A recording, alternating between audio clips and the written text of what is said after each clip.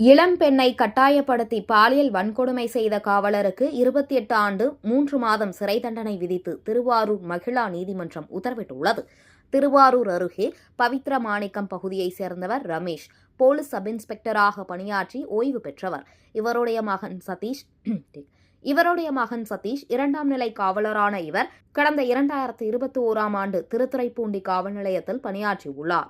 இவர் திருவாரூர் அரசு மருத்துவக் கல்லூரி மருத்துவமனை புற காவல் நிலையத்தில் பணியில் இருந்தபோது அங்கு நோயாளிகளின் தகவல் பதிவு செய்யும் பணியில் தற்காலிக ஊழியராக பணிபுரிந்த 29 வயது பெண் ஒருவருக்கும் பழக்கம் ஏற்பட்டுள்ளது.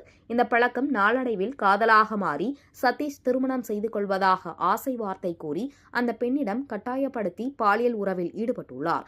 இதனைத் தொடர்ந்து அந்த பெண் தன்னை திருமணம் செய்து கொள்ளும்படி கூறியபொழுது அதற்கு மறுப்பு தெரிவித்த சதீஷ் தொடர்ந்து ஏமாற்றி வந்துள்ளார். இதனால் அதிர்ச்சியடைந்த அந்த பெண் திருவாரூர் அனைத்து மகளிர் காவல் நிலையத்தில் புகார் கொடுத்துள்ளார்.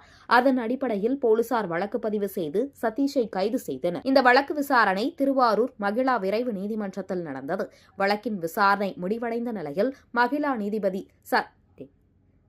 நீதிபதி சரத்ராஜ் சதீஷுக்கு சிறை தண்டனை விதித்து தீர்ப்பளித்தார்.